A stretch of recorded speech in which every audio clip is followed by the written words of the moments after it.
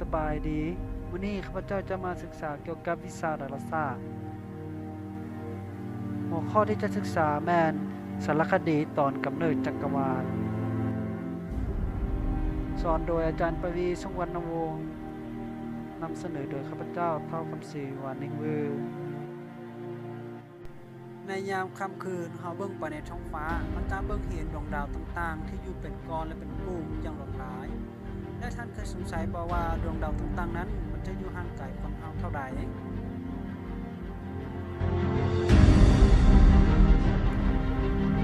ในสมัยก่อนท่านโครนอสเพิ่นได้ให้ทฤษฎีเกี่ยวกับโลก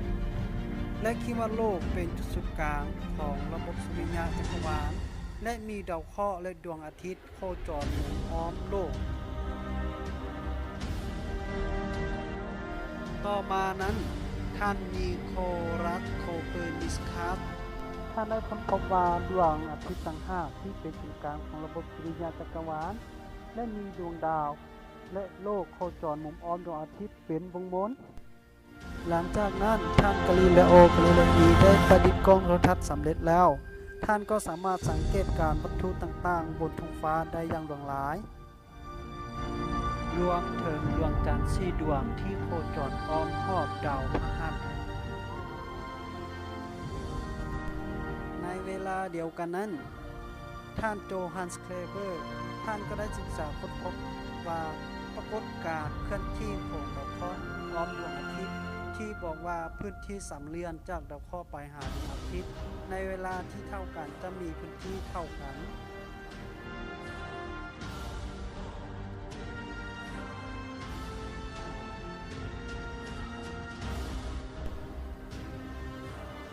เมื่อท่านเซอร์ไอแซค นิวตันก็ได้ค้นพบปรากฏการณ์แห่งดึงดูดและการเคลื่อนที่ของวัตถุพร้อมคำอธิบายปรากฏการณ์ต่างๆของบนโลกและการโคจรอ้อมรอบของดวงอาทิตย์ของดาวเคราะห์ไปเป็นอย่างดีในขณะที่ท่านเอ็กมัน เฮนรี่เป็นผู้สำรวจพบว่าดาวหางดวงหนึ่งโคจรมาให้สาวโลกเห็นในทุกๆ75ปีเมื่อท่านอัลเบอร์ต ไอน์สไตน์ได้ค้นพบแสงเดินทางเป็นเส้นโค้งเมื่อแสงเข้าไปหาวัตถุที่มีแรงดึงดูดสูงและทุกสิ่งทุกอย่างที่อยู่ในเอกภพก็จะเคลื่อนที่ไปบ่หยุดนิ่งเขาเจ้าจึงได้ค้นพบสมการที่คล้ายเป็นความลับการเปลี่ยนแปลงระหว่างสะสมพลังงานนั้นคือ E เท่า mc กำลัง2ท่านแอดวิน ฮับเบิลได้เสนอทฤษฎีว่าด้วยการขยายของเอกภพที่เฮาเอิ้นกันว่าทฤษฎีบิ๊กแบงเพราะเขาสังเกตเห็นว่ากาแล็กซีทั้งหลายเคลื่อนที่หนีห่างจากกันและกันจนกว่าถึงศตวรรษที่20ท่านสตีเฟน ฮอว์กิงจึงได้นำทฤษฎีพื้นฐานของนักวิทยาศาสตร์รุ่นก่อนมาอธิบายความเป็นไปในจักรวาลนั่นคือเริ่มต้นระเบิดครั้งใหญ่จึงเฮ็ดให้เอกภพหนีห่างจากกันการระเบิดครั้งใหญ่เฮาเอิ้นว่า Big Bang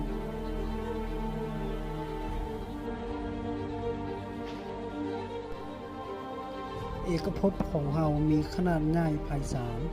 และรวมทุกสิ่งทุกอย่างอยู่ในอวกาศทั้งโลกทั้งดวงอาทิตย์ดวงจันทร์ดาวเคราะห์ดาวฤกษ์และกาแล็กซีจำนวนหลายในระยะทางของแสงไปในอากาศสามารถระบุได้เมื่ออัตราความไวของแสงเนื่องจากแสงเดินทางได้ความไวที่สุดในระยะเวลา 300,000 กิโลเมตรต่อ 1 วินาทีถึงว่าดวงอาทิตย์จะอยู่ห่างจากโลกประมาณ150 ล้านกิโลเมตรแต่ก็ใช้เวลาเพียงแต่8นาทีเท่านั้นระบบสุริยะจักรวาลของเราเป็นเพียงส่วนหนึ่งของกาแล็กซีกลางสร้างเพื่องซึ่งประกอบมีกาแล็กซีจำนวนหลายกลายเป็นเอกภพโดยกาแล็กซีมีขนาดใหญ่ที่อยู่ใกล้เราที่สุดอยู่ห่างจาก 1.2 ล้านปีแสงนักวิทยาศาสตร์เชื่อกันว่าเอกภพของเราเริ่มต้นขึ้นเมื่อประมาณ 13,000 ล้านปีหรือ 4,000 ล้านปี มาแล้ว โดยการระเบิดครั้งใหญ่เอิ้นว่าบิ๊กแบงเอกภพมาขึ้นอย่างพลังงานมหาศาลซึ่งมีอุณหภูมิสูงถึง 10 กำลัง 32 เควินเอกภพทั้งหมดซึ่งมีการสะสมพลังงานและการขยายตัวอย่างไวว่าเอกภพจะมีการขยายตัวอยู่เรื่อยๆขนาดมีอุณหภูมิต่ำลงเรื่อยๆหรือ 3,000 องศาเควินในปัจจุบัน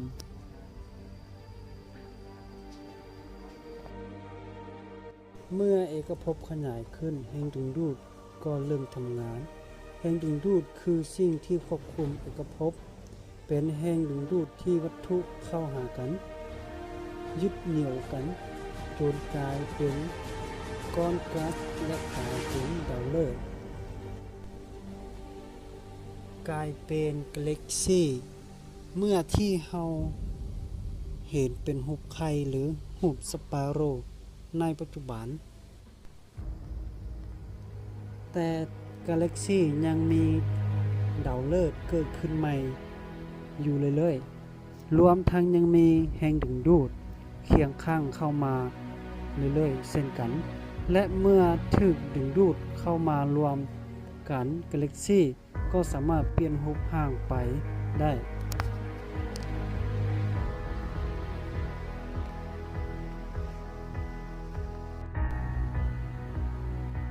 กาแล็กซี่ที่เฮาอยู่เอิ้นว่ากาแล็กซี่ทั้ง3เฟือกซึ่งประกอบด้วยดาวฤกษ์ 200,000 ล้านดวงหา 400,000 ล้านดวงดาวเคราะห์และแม่กลุ่มก๊าซที่เอิ้นว่าเมดิลาถ้าเฮาเบิ่งกาแล็กซี่ทั้ง3เฟือกในอวกาศเฮาจะเห็นเป็นกาแล็กซี่แบบสไปรัลแรงดึงดูดดึงก๊าซเข้าสู่ศูนย์กลางเฮ็ดให้ก๊าซยุบตัวลงเป็นรูปจานพร้อมปรากฏการณ์ที่จุดศูนย์กลางของกาแล็กซี่มีลูกดำอยู่ที่นั่นเราสามารถสังเกตเห็นมันพลุเคลื่อนที่อ้อมรอบศูนย์กลางของกาแล็กซี่ด้วยความไวสูงหลายหรือบางครั้งพวกก๊าซรอหมุนอ้อมรอบศูนย์กลางนี้คือลูกดำที่มีแรงดึงดูดสูงสามารถดึงทุกสิ่งทุกอย่างเข้าไปในลูกดำบ่ว่าแสงสว่างจะมีความไวสูงที่สุดก่อนยังบ่สามารถพ้นออกมาได้เราจึงเห็นลูกดำนั้นมืดมิดแต่ในขณะเดียวกันนั้นก็ส่งพลังงานจำนวนหลายจะสะสมจากสิ่งที่ดึงดูดเข้าไปนั้นออกมา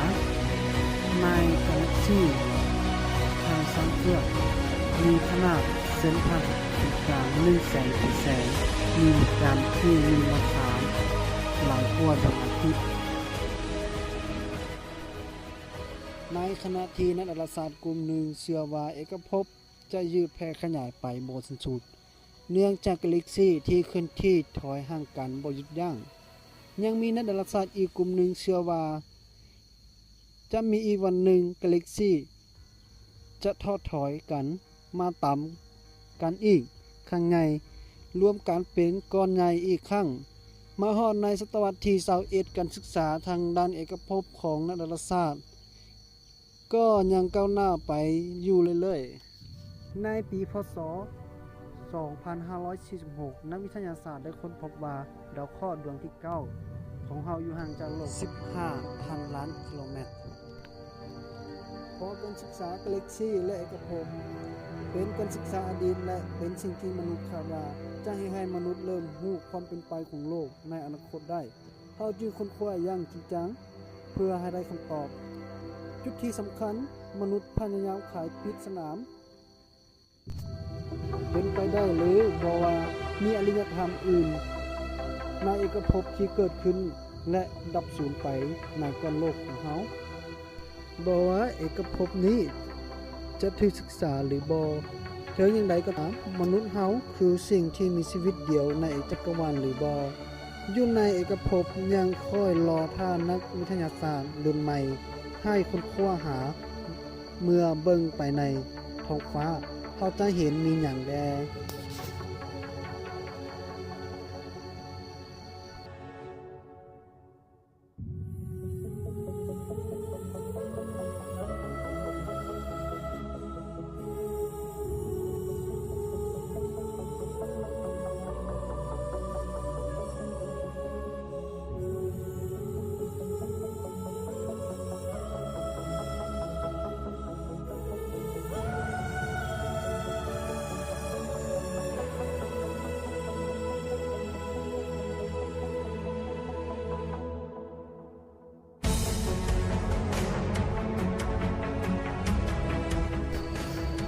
เอกภพอาณาเขตกว้างใหญ่ไพศาล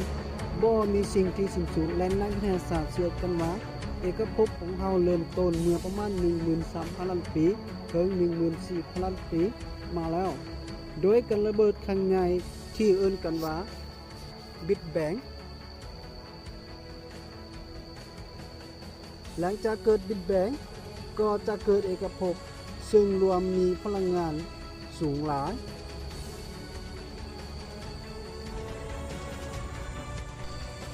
เมื่ออุณหภูมิของเอกภพลดลงในเอกภพจะมีขนาดโตเพิ่มขึ้นเรื่อยๆแรงดึงดูดจะหยุดในการสะสมพลังงานให้กลายเป็นก้อนแก๊สและกลายเป็นดาวฤกษ์ที่มีแรงดึงดูดซึ่งกันและกันกาแล็กซีที่เฮาอยู่เอิ้นว่ากาแล็กซีทั้งสังเผือกที่ประกอบมีดาวฤกษ์ 200,000 ล้านดวงถึง 400,000 ล้านดวงรวมทั้งดาวเคราะห์และลูดำที่เฮาเบิ่งบ่เห็น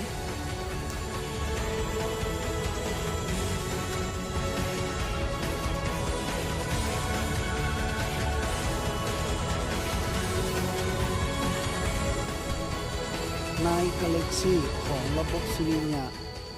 ซึ่งมีระบบดาวฤกษ์เป็นจุดกลางและดาวบริเวณโคจรอ้อมรอบดวงอาทิตย์เมื่อสภาพแวดล้อมอำนวยต่อการดำรงชีวิตสิ่งที่มีชีวิตก็จะเกิดขึ้น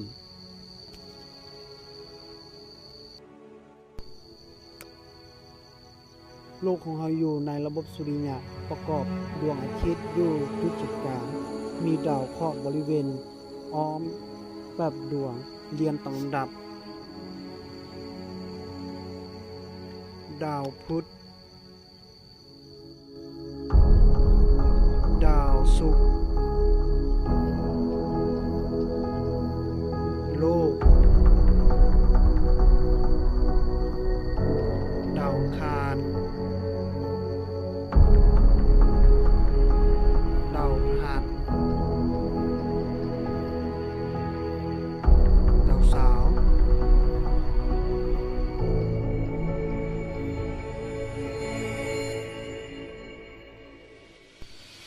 และดาว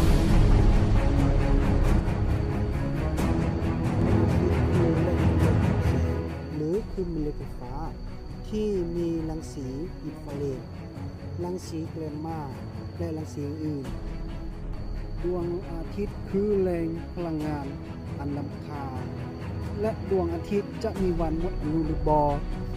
ถ้าเป็นตรงนั้นแท้โลกของเราจะเป็นอะไร